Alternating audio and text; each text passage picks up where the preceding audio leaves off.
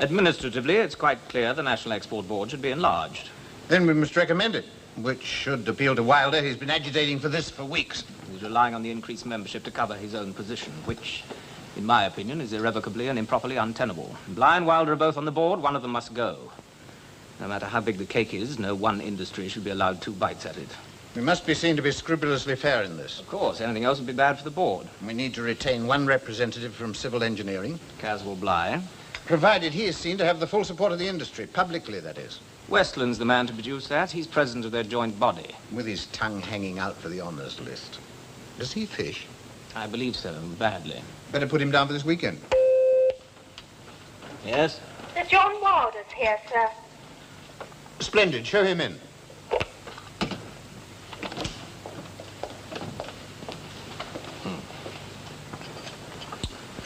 Cozy tea-time chats?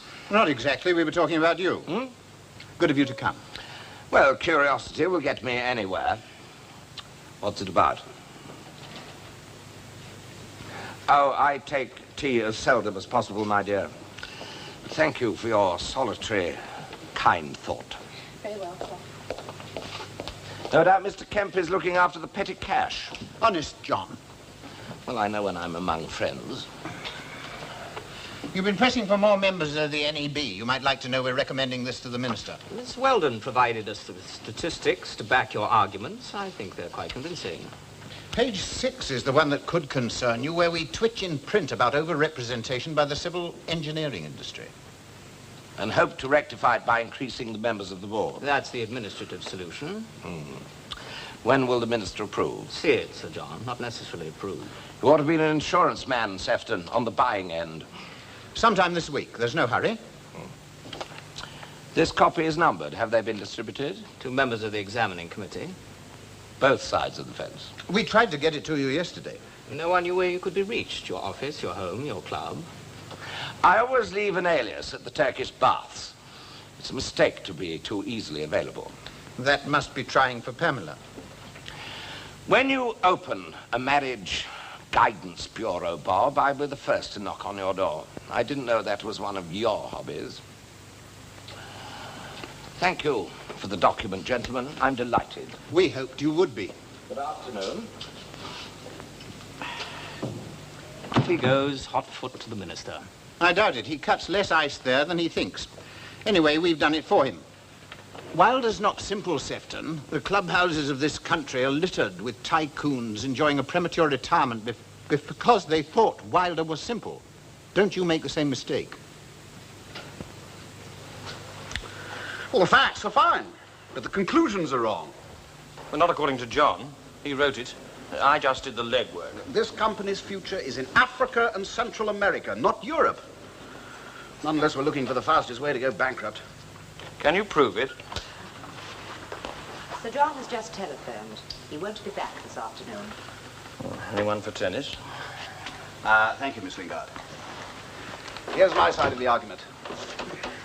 Less elaborately presented than John's. Their money's a fairly simple shape, too. Has Caswell seen it? Oh, he's had a copy here. Doubt if he's read it. Not at this stage in the NEB game, any more than John's really looked at yours. You know, this place is becoming more like an annex for good causes every day. I'm a little sick of the NEB. Ah, some want power, some want glory. Even if you and I have to work weekends to catch up for them. Yes, Miss Lingard. There's a Mr. Warren on the line. He wants to speak to Sir John urgently. Well, tell him to join the queue. I did. He's asked to speak to Mr. Kenneth. I believe he knows him. He's from a newspaper. Oh, we'll put him through, will you? Hello, Bligh here. Hello, Sandy, yes. No, he's not. Me? Well, I suppose so. I won't be leaving here till about 8. All right, yes, 8:30 at the club. At the club. Fine. Sandy Warren. A specialist in scandals at the top. And what does he want to see John for? I'll let you know. It means we'll have more people for specialist committees. We'll need your advice on that. It's early days yet, but I'd like you to chair an extra one. Be glad to. I'm surprised you've drawn attention to the one hot potato in the whole sack. Wilder and yourself. 2 men from one firm, one industry. It has been pointed out before. Yes, but it's official now. The recommendations are still confidential. That wouldn't stop some of them blabbing to the hairier boyers on the left. Newark, for instance. Or you, Mr. Bligh? You've never made any secret of your party affiliations. Copies have been distributed, even if someone has been blabbing, did you say? I'm not over concerned. The facts are there. We can only deal in absolute honesty. It's irrelevant anyway. The place should remain with the man entitled to industry support. Well, Westland is the only guarantee of industry support. Is he? Oh, that's interesting. He's coming down fishing with me this weekend. Do you fish, Caswell? A little. Bent pin standard. Hardly do for salmon. Still, why don't you come too? Fresh air will do you good. There's no law against mixing business with pleasure. Delighted. What are Gillingham and Kemp up to? Oh, well, back to business. You might at least allow for a decent interval. I've been smirking with satisfaction for the past 20 minutes. Your equivalent of a sonnet. That's something, I suppose. Well? I don't know. Guess. They want you booted off the NEB. Well, that's no secret. The whole place reeks with conspiracy. Kemp is devious and shrewd and tough. You seem almost happy about it. No, but I'm not unhappy. Why this sudden neutrality? Because I'm sick of indecision. If they boot you off the NEB, I'll know where I stand. As we are, this, me, the whole thing is just a convenient adjunct to your business life. If you're off the NEB, you'll have to take what there is for its own sake. This, me. At least I'll know what I'm worth without information. You're being romantic again.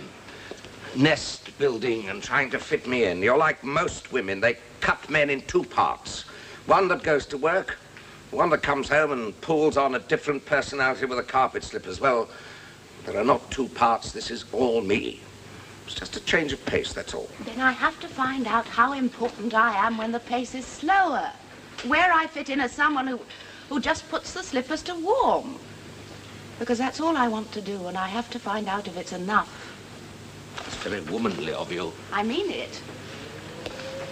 Even if I knew how they intended to chop you from the board, I wouldn't tell you. I want you off the board.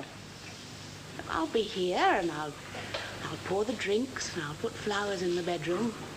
But I won't help you. You're on your own, John. I thought we'd leave before lunch tomorrow and have a look at the water for Saturday. I have a lot to do. I thought I'd go down early on Saturday. And I think we'd be better out of touch. Wilder fashion. Now then, who have we got besides you and me? Westland and Caswell Bligh. Yes, probably in bright check tunics with flaps and buttons everywhere. I'd better have a word with the bailiff and warn him. Sandy Warren. Well, nothing sinister about that, Sefton. I enjoy his company. I like to keep in touch with what's going on. His discretion's absolute. And Sir Gordon Revage. Good. He's accepted.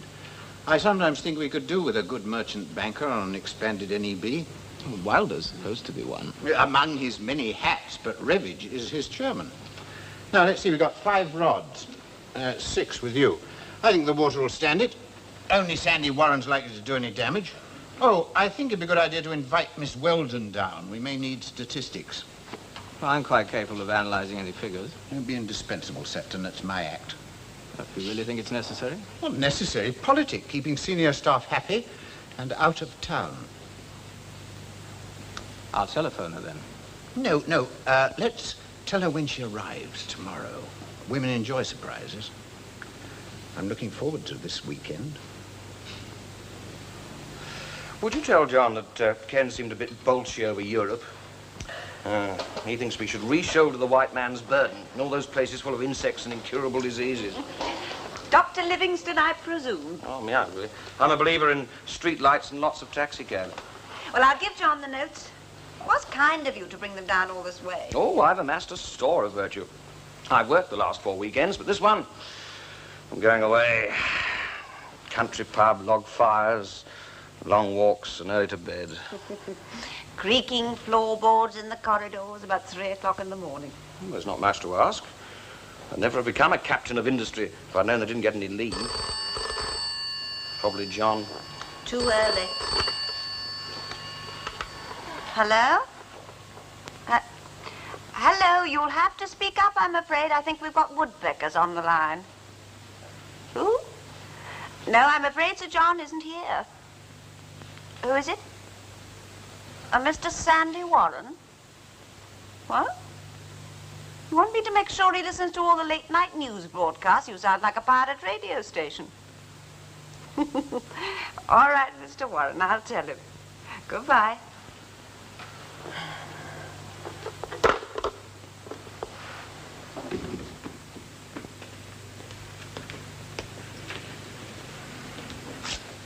I'd hate your telephone bill, Sandy. Not mine, the paper's. Sorry to keep you. No, it doesn't matter. Well, I'm not sure I can help. What would Wilder's position be at Bly's if he lost his NEB seat? We'd see more of him. All to the good. But he'd have fewer contacts. Yes, I suppose so. I'll believe it when he's off. John's a hard man to shift. He's off, all right. There's enough leverage under him to shift the Taj Mahal. All they have to do is to lean. Look, I'm just a simple civil engineer. Any more of that and I shall sing Babyface. Come off it, Kenneth. You'd keep Wilder? Thank you, sir. Thank you. That's all I want to know. Perhaps in better control. You see, I don't think you're asking me anything. I think you're telling me. Tough on Wilder. All these boards pressing hard for access to persons and papers, a bit star-chamberish, but all very, very legal.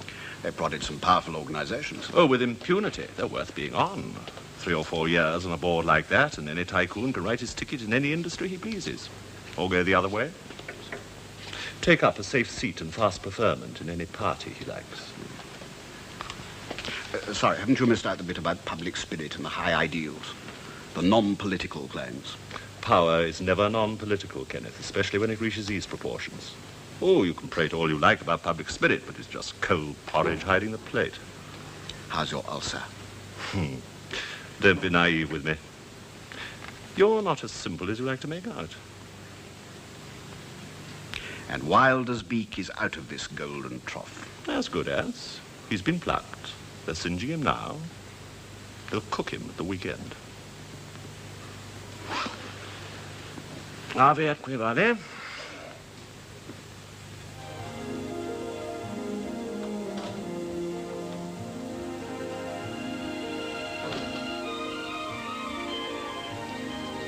Hello, John. Hello? Can I get you something? No, thank you. Drink? No, I don't think so.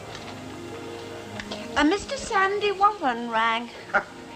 He asked me to make sure you listen to all the late-night news broadcasts. I think he wants to speak to you. The vultures are gathering. Sandy Warren usually has first crack at the choicer entrails.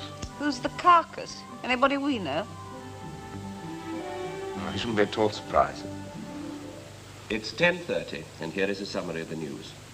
In the Commons today, a group of government backbenchers tabled a motion protesting against the composition of the National Export Board, alleging over-representation by one industry and one firm. A ministry spokesman referred to earlier statements that enlargement of the board was being considered, but the group are to press for further action to remedy what they call gross preference. One of the NEB members concerned was named as Sir John Wilder, a former aviation expert, now in civil engineering. On the M4 tonight, bad weather has... Well, now we know.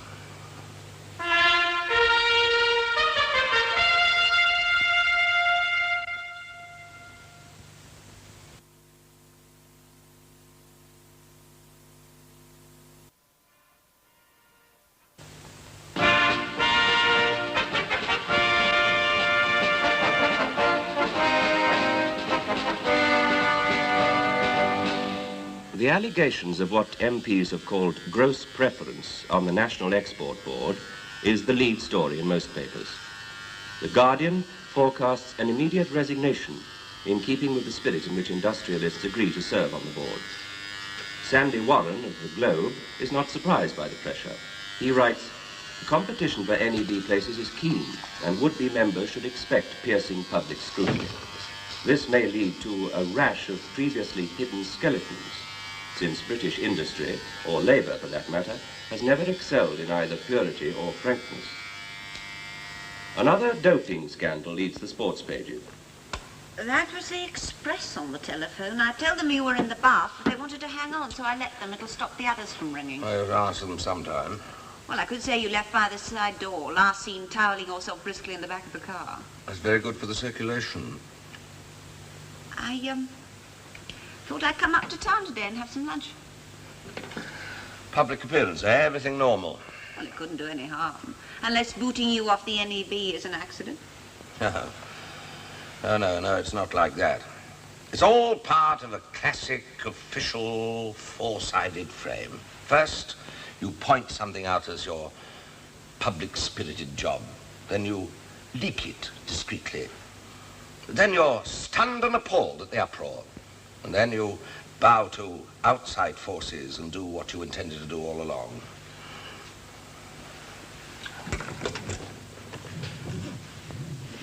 But I have no intention of being set up as a dummy by some civil service lackey. You're looking very bucolic. Straight out of Surtees. Yes. I'm fishing this weekend with Gillingham. Quite a good party. Well, you won't need a rod. If the fish see you in that rig out, they'll give themselves up. I'm looking forward to it. I used to take you fishing quite often when you were small. Oh, yes, at least twice. Then we had a job near the Grantham Canal. They're singeing him all right. While they're at the stake. I suppose it had to come sometime. I might get one of the new committees. I see what kind of fishing you mean. I've spoken to him briefly, and he'll see you. So don't be put off by any of the smooth boys. And give that to him personally. Take my car. Now, give them time enough to have that photo statted. If there's going to be any leak, I want it to be on both sides of the house. Look, I know this man, John. Even in opposition, he's still a Boy Scout at heart. That's his constituency front. He's still a politician. A word with you, John. Now.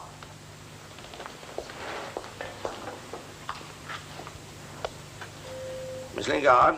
Yes, Sir John? Will you see that Mr. Kenneth is made comfortable? I shan't be more than 3 minutes. This is not a railway station, Kenneth, and you do not dismiss people from my office. That was yesterday. This is...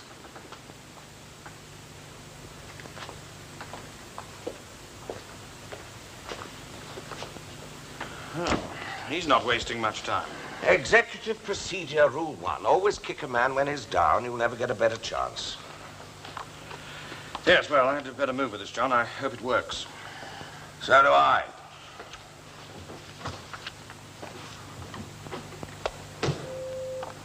Miss Lingard? Yes, Sir John? Will you show Mr. Kenneth in? And I am not here for any calls or any callers. Sit down, Kenneth. No, it won't take long. I disagree completely with your ideas that we should start looking for contracts in Europe. So I gather from your figures. And that's settled. Really? Well, my father agrees with me, so do the rest of the board. So forget Europe. At the present moment, your father would say yes to anything. And you've had timidity hammered into you for far too long. It's so much easier to go out to Africa and play the big, white, technical chief than to face the Europeans in their own backyard. Don Henderson leaves for Brussels next week. Then you'll pay for the trip, not the company. Of course, you could go yourself. They tell me you're due to have a lot of time on your hands. Without the NEB, you're left with one string on the banjo, John, Blythe. So do be careful how you play it.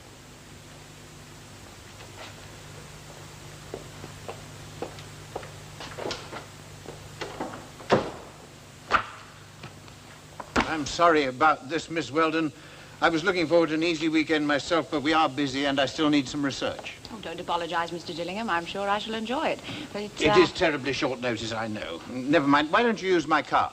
driver will wait while you pack a bag, have a hairdo, whatever. Oh, that's very kind of you. Oh, not at all. If we're going to disrupt your weekend, the least we can do is to make it easy.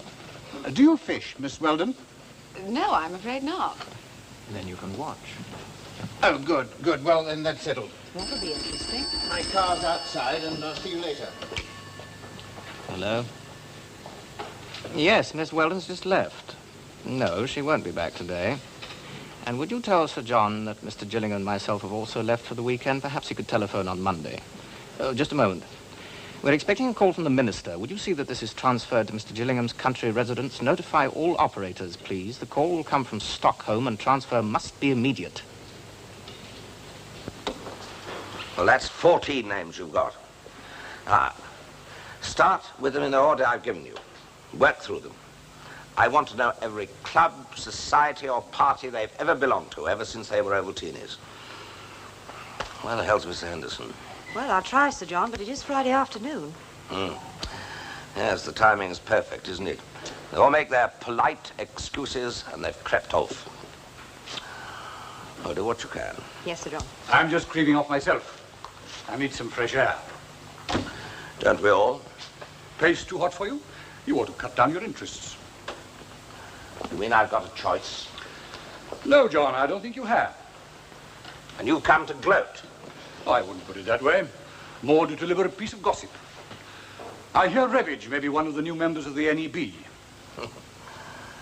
I don't even qualify as a merchant banker. Oh, you'll find enough to do here, John. I wanted to tell you that all suggestions will be taken on their merits. Civil engineering isn't a bad business, on the whole. 35 years, man and boy, eh, Caswell? Thank you very much. I've always wanted a gold watch. Have a good weekend.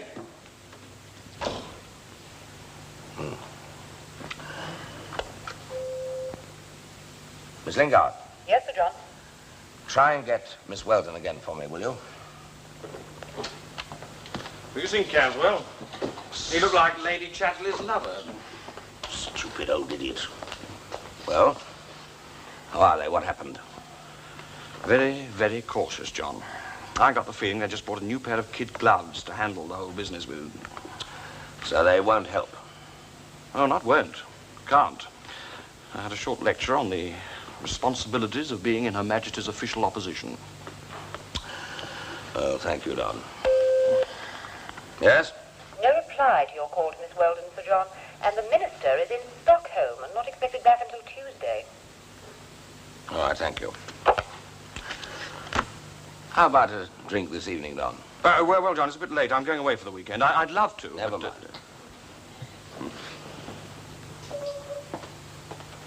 John, you don't think that now might be a good time to make a graceful retreat? Every enemy you've got is ganging up on you. And what about my friends? Well, I suppose now's the time you find out who they are. Yeah, well, see you on Monday, John. This is more comfortable than squashing in with Kim. Good of you. Oh, it's a pleasure. I hear George Westland's coming down. Yes, I've been looking forward to meeting him again for some time. Good friend of yours?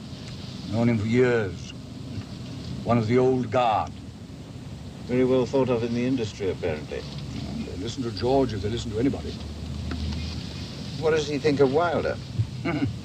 Anybody who didn't have mud on his boots for 30 years is an outsider to George. Nice suit. It's a change from the old Mac I used to go fishing in. You probably realize that.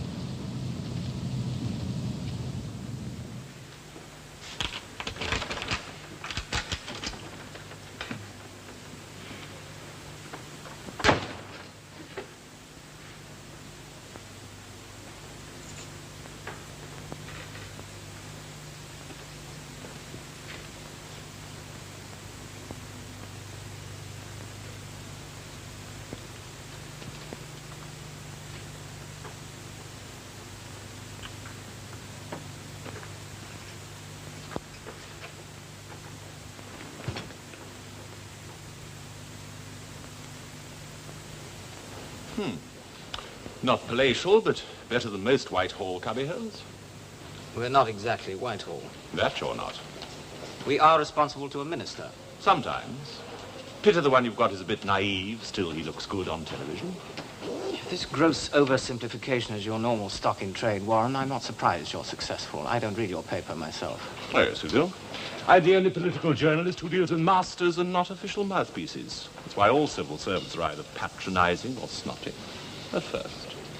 Looks like being a pleasant drive down. You can always go to sleep. Give your head a rest. Good evening. Hope I'm not late. People ringing up all day with damn full questions. Not at all, Sir Gordon. This is Sandy Warren. Of course. Of course. How are you, Mr. Warren? Sir Gordon Revage is a distinguished banker. Whose reputation I know well, and Sir John Wilde as chairman. How are you, Sir Gordon?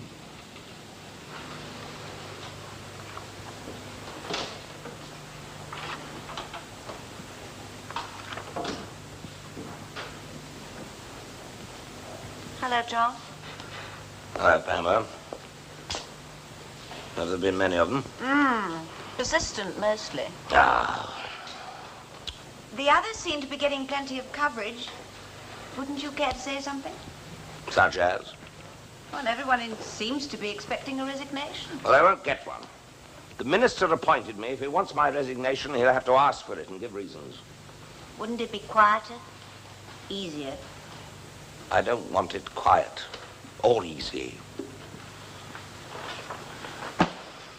The second-raters want it easy. The chinless network boys, the organization men. I don't. I'm far too fond of winning. Yes. You're home early tonight. As part of the general Friday exodus to green pastures.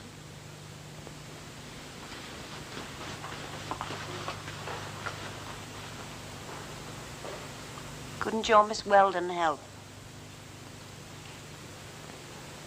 Not without conditions. And I don't accept conditions. One set of rules for you and another for everybody else. Took me some time to learn that. It's quite unfair, you know. Does it matter? Sometimes. Not now. I hope you enjoy it. It's a good one. Sandy. Things do happen, you know. Yeah? Oh. Yes. Oh, you had a hard day. Oh, thank you. Wart, that won't do me any good. I don't know. Sefton? The minister's PPS telephoned. We'll hear from the minister tomorrow. Good. Should have our own arrangements settled by then.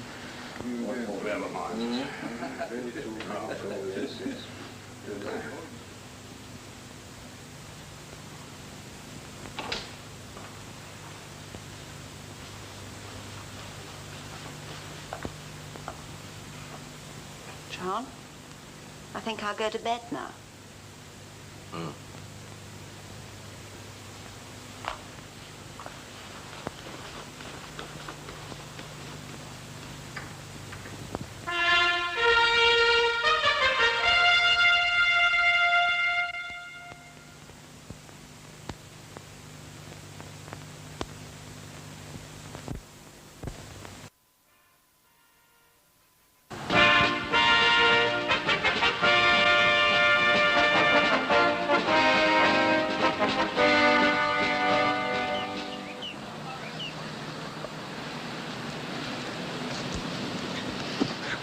You'd have to be a crafty fish to dodge that lot. It does look a bit cold-blooded. It is, in different ways. Gillingham's great on ambushes, Kemp strangles them with red tape, Revage bleeds them to death, and old Castle's capable of diving in after them with a rock in each hand. But what about Westland? He seems a nice old boy. Well, that's the point. Makes the whole thing look respectable. There's a private telephone in the butler's pantry, by the way. I won't be telephoning anyone, Mr. Warren. I'm just here to watch. Everyone to his own blood sport. I see you as a sort of Pharaoh's foreman, rushing around getting at a lot of little men with wheelbarrows. They've invented bulldozers. Not really you. I'm very efficient. Understand the metric system and everything. Tom! Well-earned rest, eh? Good for you. Hello, Kenneth. Hello. Justine. No, you don't know my wife, do you, Pat? How do you do? How do you do? I'm terribly sorry, Mrs. Henderson, but I have to drag Don away for 1 minute. I promise I'll be brief. Business. Let me apologize for him. Get you a drink. That would be nice. And they can go away and conspire. Come on.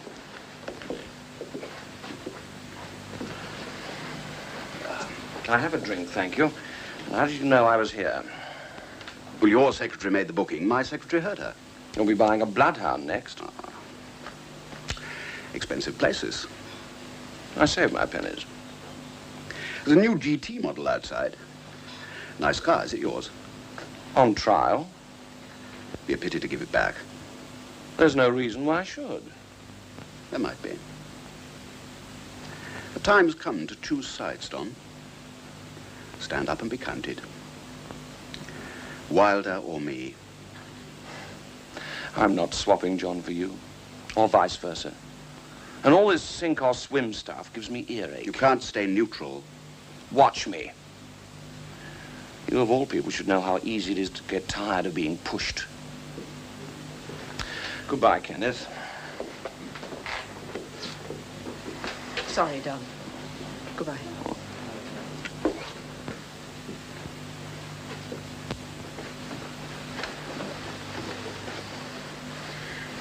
I watched Don Henderson while you spoke to him. I've seen him look at Wilder like that. You had a face like a Leeds tallyman. Nobody that I knew.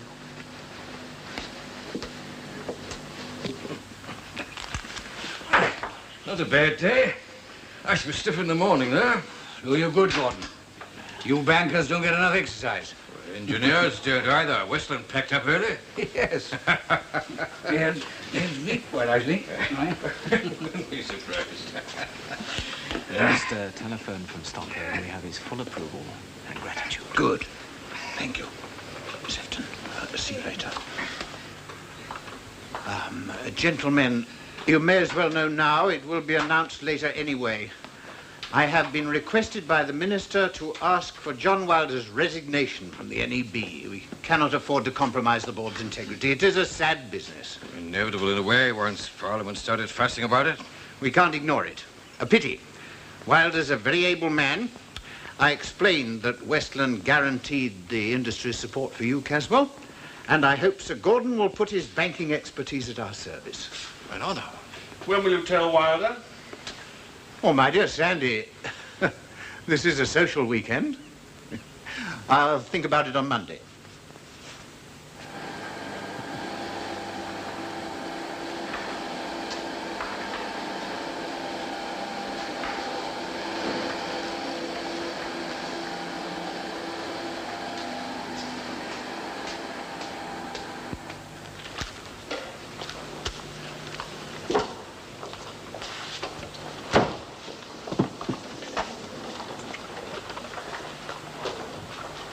Good morning, Sinclair. Good morning, Sir John. I'm sorry about this and your weekend. I put the lines through as you asked. It'll be 2 hours before there's anybody on the switchboard. Good.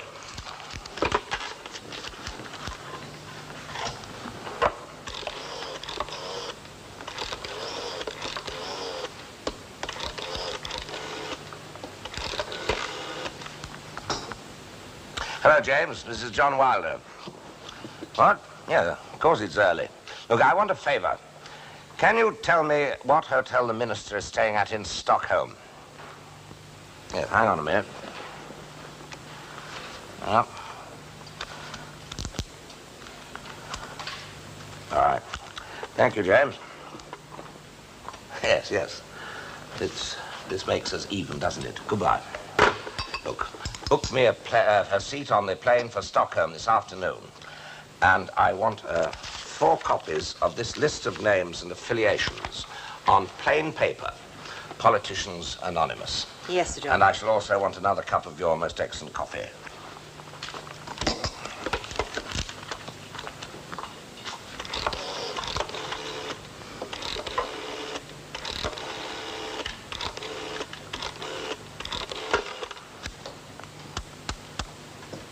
Forsyth, this is John Wilder. Would you inform your shadow minister that I'll call on him at 11:30 this morning? Hmm? Look, Forsyth, I'm not asking you, I'm telling you. He'd do well to be there.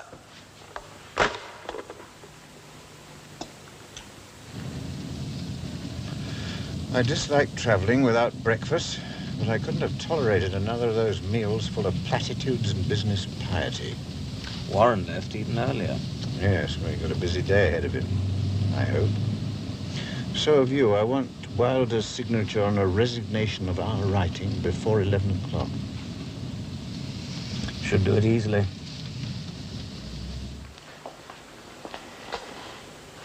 John, will you listen? I'm very busy. The Blythes are putting the pressure on. Kenneth's been waiting for this for a long time. I know, and you've been offered your choice. So I'm resigning. Why? Out of your depth. No, John.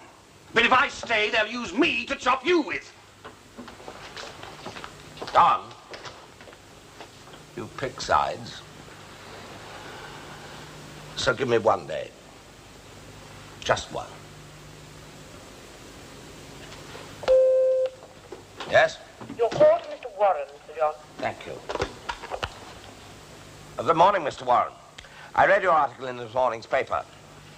You must have spent a very fruitful weekend. I'm very pleased. No, that wasn't meant to be ironical. I'm a simple man. If the sources of your information want to make themselves look idiots, I'm very pleased that they should do it in the public prints. Goodbye, Mr. Warren. Yes? Mr. Sefton Kemp is waiting, Sir John. Look, if Mr. Warren rings again, and I know he will, tell him that I can see him tomorrow at 12 o'clock. And show Mr. Kemp in, will you?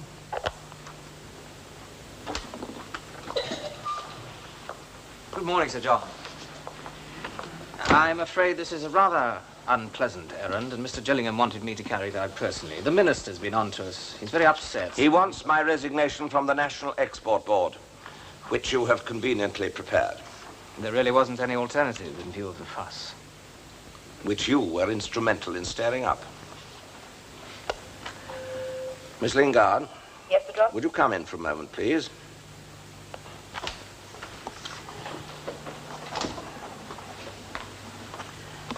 I want a photostat copy of this resignation.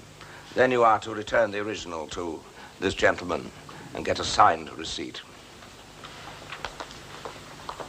Kemp, you're one of the grey men, merging in the bureaucratic wallpaper. You make bullets for people with more guts to fire. You enjoy bloodshed by proxy. You're a political harlot, hawking yourself to a series of masters as you climb the ladder. This time, I'm going to kick the ladder away. Now, get out.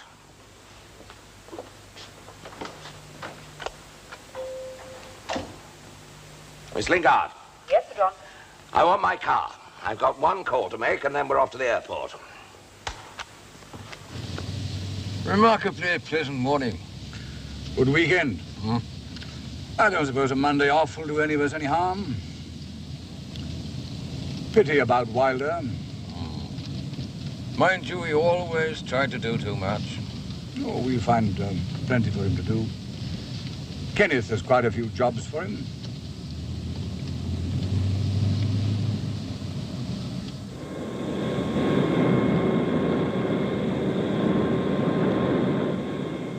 Wasn't worth a trip to Stockholm, Wilder. You're off the NEB. I don't change my mind. You will. And I don't grant favours. I wouldn't ask you for a match, Minister. And I'll give you reasons. One, the row over the National Export Board was because some confidential recommendations were leaked. Unfortunate, but trivial. The facts remain. They were leaked by a senior civil servant. Now, Kemp was at the university and shares clubs with the backbencher who led the protest. You can't prove it. I don't have to. It's enough to mention it. Two, the man remaining on the board is Caswell Bligh, a member of your party for 35 years and almost a prospective candidate. Well? Now, it is known that I have no political affiliations, The charge here is political favoritism on a board alleged and expected to be above party. 3. Industry support for Bligh was solicited by Gillingham, the supposedly uncommitted chairman. What? Who was appointed by you. 4. No doubt you've seen today's papers.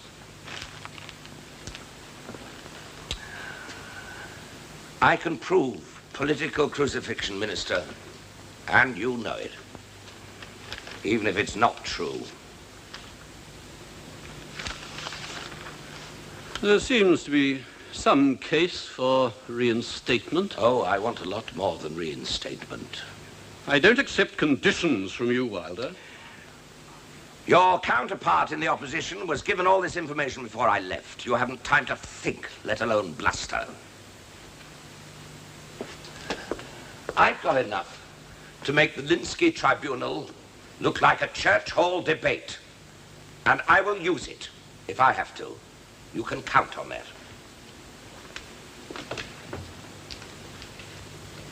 Yes, Minister. I realize that. May I say how unfortunate? Yes, Minister. I'll telephone you as soon as I get in touch with him. Outside advice has been sought at high levels. Consultations have been held with the opposition. A formula has been found. John Wilder is to be seconded from the NEB for 6 months. It's to be made clear that he's released temporarily for more valuable services. He's to be offered the post of Britain's special plenipotentiary in Brussels. Made to order, Kemp, one of the ripest plums on the tree. Ambassador status, 15,000 a year, access to the best contact network in the world. You've hashed this one up beautifully. But if a formula's been found, there'll be nothing in the open. Except that no one will ever quite trust you again, or me. And my position is not being jeopardized. Give me Sir John Wilder. Yes? Yes, Gillingham, I understand. Well, I'll consider it, and I'll let you know. Yes, that's right. I'll let you know.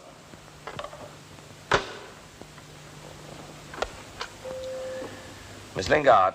Yes, Sir John. Would you come in for a moment? There's a parcel in my car. Would you send for it? And I'll see Mr. Kenneth Bligh now.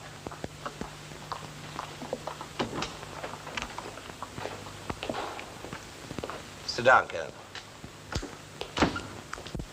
I've been offered the post of special envoy in Brussels for 6 months. You? But we've already got an ambassador to the common market. Oh, yes. And I should think it'd be a great deal of use to me. Now, this job will roughly quadruple my value to Bligh's. But before I accept it, I want Don Henderson to be made a director with powers to act in my absence. Oh, you have to stop sometime, Wilder. The answer's no. I won't agree to it, nor will my father. Oh, yes, you will. If I don't accept this job, I can kill Caswell on the export board for political jobbery. And he knows it. And you'll say yes, because it means that I can offer Europe to Bligh's on a plate. And it also means that you can have Africa as well. Congratulations. And, yes, I suppose.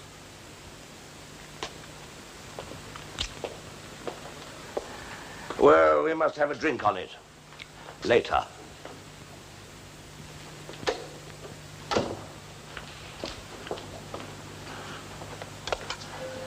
Miss Lingard.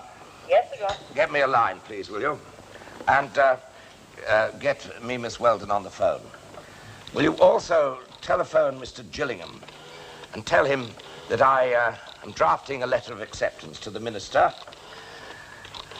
Tell him that, and also say goodbye to Mr. Sefton Kemp from me. Thank you. Pamela, we're going to live in Brussels for 6 months. You'll need a bright smile, some swishy evening dresses, and perhaps a tiara. Yes. I'll practice my courtesy. Yes? Your call to Miss Weldon, Sir John. Thank you. Hello, Susan. You told me that you had a friend who had a vacant flat in Paris. Paris is conveniently situated between Brussels and London. Look, yes or no, none of your woman's magazine qualifications. Well, perhaps you let me have the address.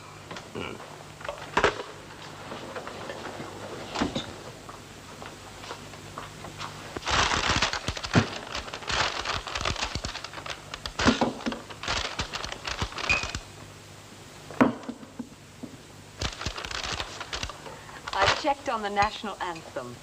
The line you want reads, "Confound their politics, frustrate their knavish tricks." That's right, Miss Langer. 2 glasses, please. Oh, and have that quotation framed and hung over my desk while I'm away.